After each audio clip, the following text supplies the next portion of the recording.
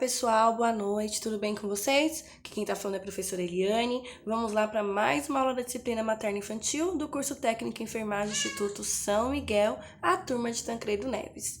Hoje nós falaremos sobre um assunto complexo e triste. Então, papel e caneta na mão, aquele copo de café para quem gosta, porque hoje nós falaremos sobre depressão pós-parto. Gente, quais são as características da depressão, para que você possa identificar e assim prestar uma boa assistência de enfermagem? Em relação ao humor, tristeza, depressão mesmo, a perda do interesse ou prazer, até mesmo pelas as atividades básicas, como um banho, pentear os cabelos, O funcionamento cognitivo, vai ter a dificuldade de pensar ou de se concentrar, uma indecisão constante.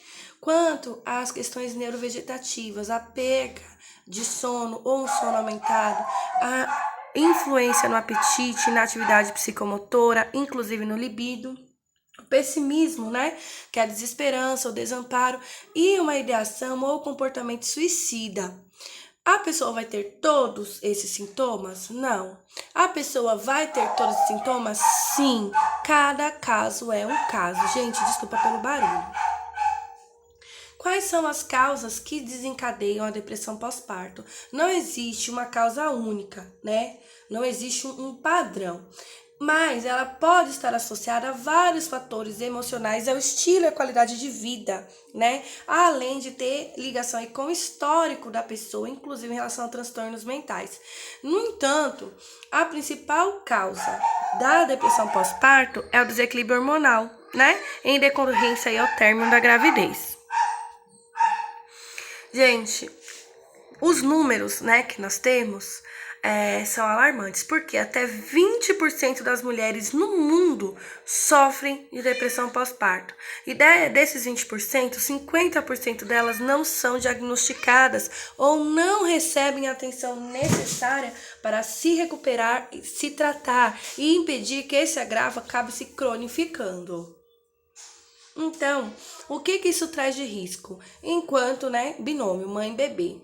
A mulher que tem depressão pós-parto, ela geralmente não amamenta o suficiente, ela não cumpre o calendário vacinal do bebê. Isso coloca a vida e a saúde da criança em risco, A criança, por sua vez, ela vai ter baixo peso, ela ter maior probabilidade de transtornos psicomotores, problemas de saúde, problemas sociais.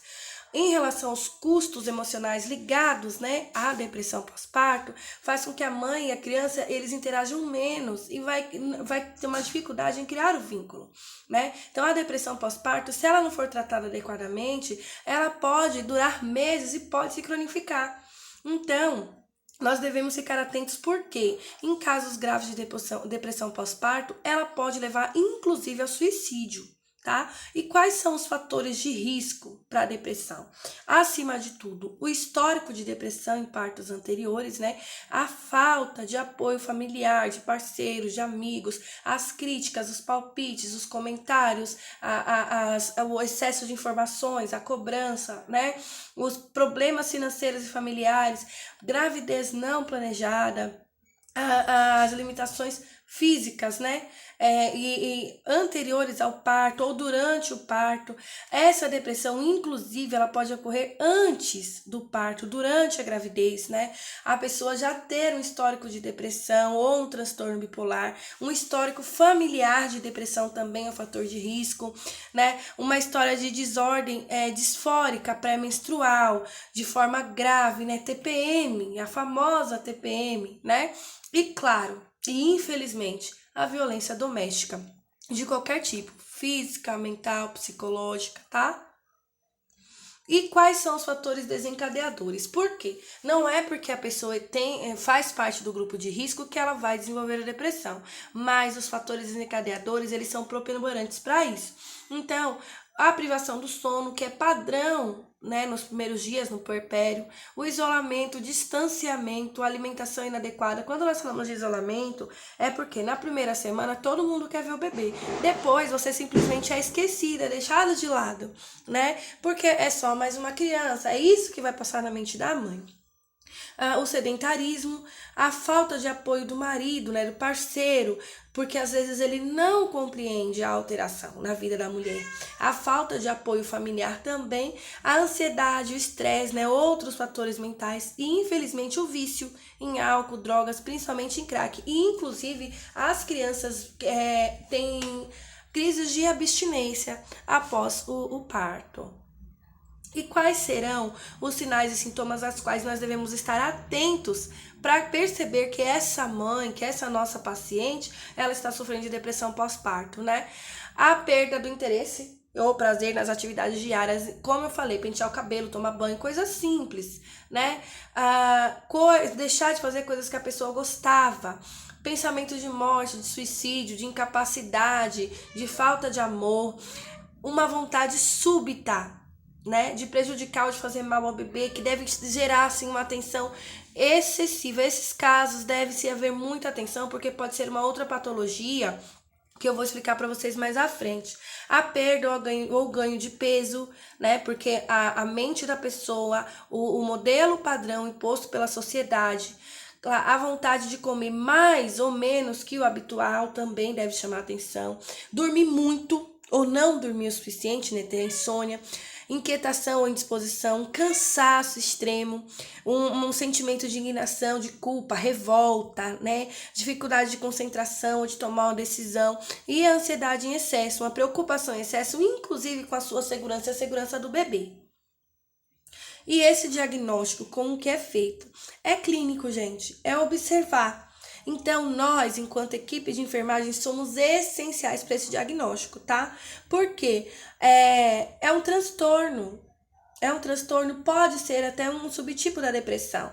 E para ser considerada depressão pós-parto, tem que surgir até 4 semanas após o nascimento da criança. Então, é essencial essa observação na assistência de enfermagem. O tratamento da depressão pós-parto é individual, vai de acordo com cada caso, né? Pode ser que precise de medicamentos ou não, mas acima de tudo, o apoio é fundamental. Enquanto nós profissionais, o aconselhamento, o encaminhamento, a orientação, o apoio, tá? Porque sem apoio não tem como a mulher sair sozinha de uma depressão pós-parto.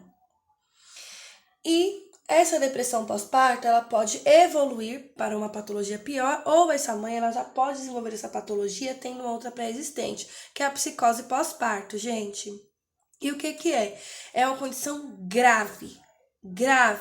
Gente, esse distúrbio, ele acontece mais em mulheres que têm transtorno bipolar ou história de psicose. E os sintomas geralmente acontecem nas primeiras 3 semanas pós-parto.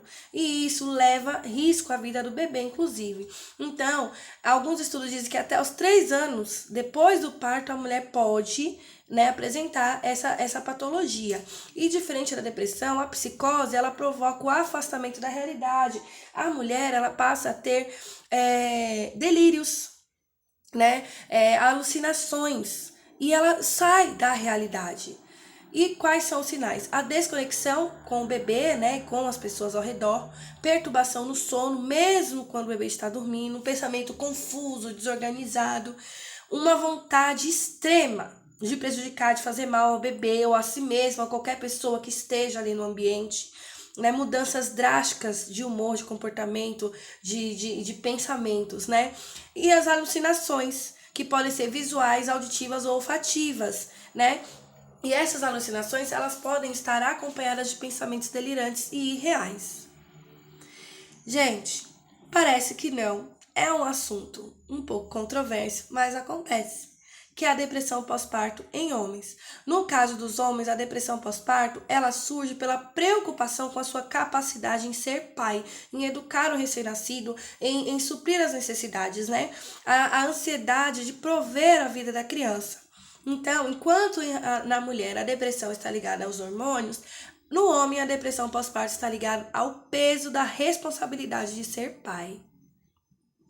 E olha lá, o que vai desencadear essa depressão pós-parto no homem? A dificuldade do vínculo, né?